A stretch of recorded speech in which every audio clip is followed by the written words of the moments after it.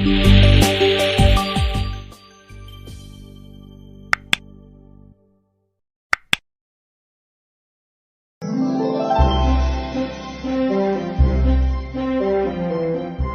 Pan by J.M. Barrie. Retold by Virginia Evans and Jenny Dooley.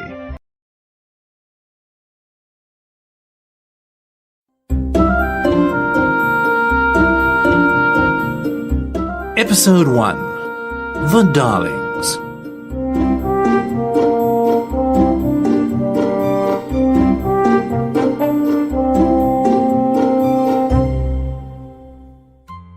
The Darling family lived in London. Mr. Darling was a strict and serious man, but he loved his children very much. His wife was loving and sweet. There were 3 Darling children.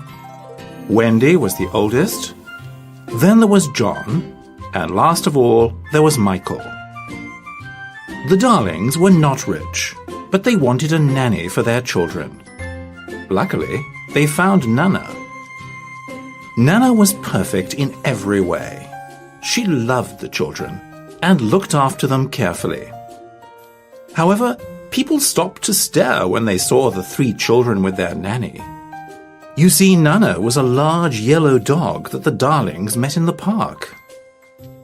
Mr. Darling worried that his neighbours might think he was strange.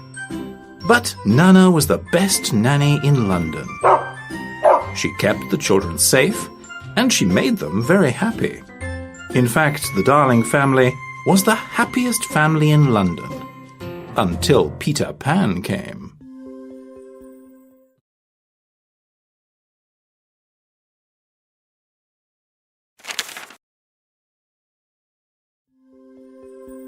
The Darling children often dreamed of the magical land called the Neverland. They saw the strange land with its lagoons, caves, and forests.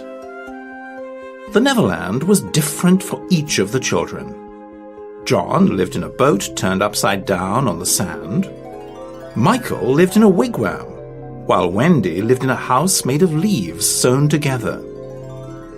They all dreamed of Peter, however, especially Wendy. She knew that Peter often came to the children's room at night while they were asleep.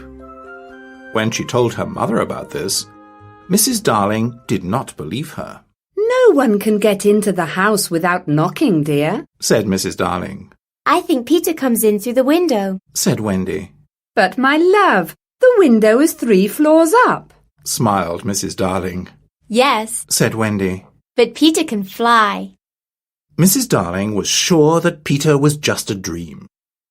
But the next night showed that Wendy had not been dreaming, and that Peter was real.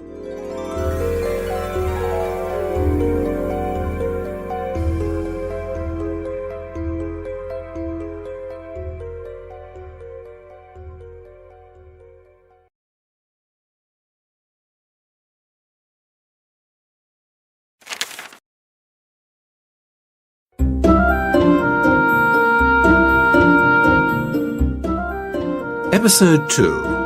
The Shadow.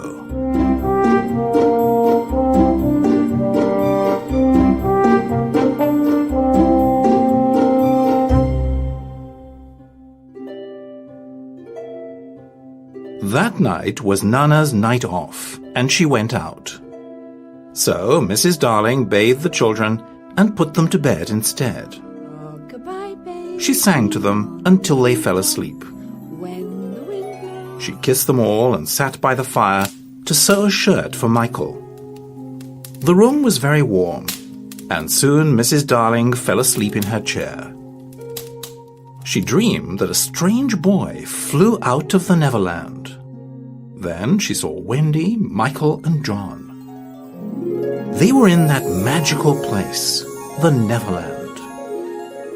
As she slept, the window blew open, and a boy flew through it.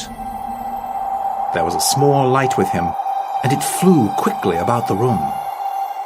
The light woke Mrs. Darling up, and when she saw him, she screamed.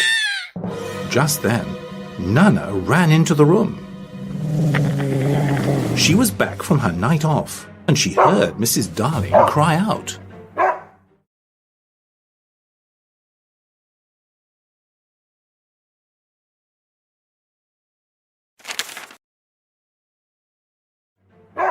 Nana ran towards Peter, and he jumped up to fly out the window.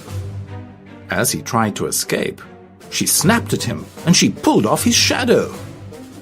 Peter flew off into the night sky, but his shadow was in Nana's mouth.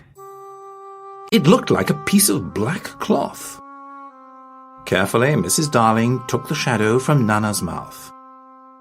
She didn't know what to do with it. She didn't want to show it to Mr. Darling. He might be angry with Nana.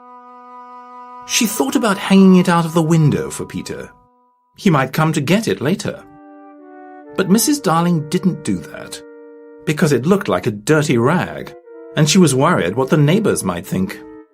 She hid the shadow in a drawer in the bedroom, so it would be safe.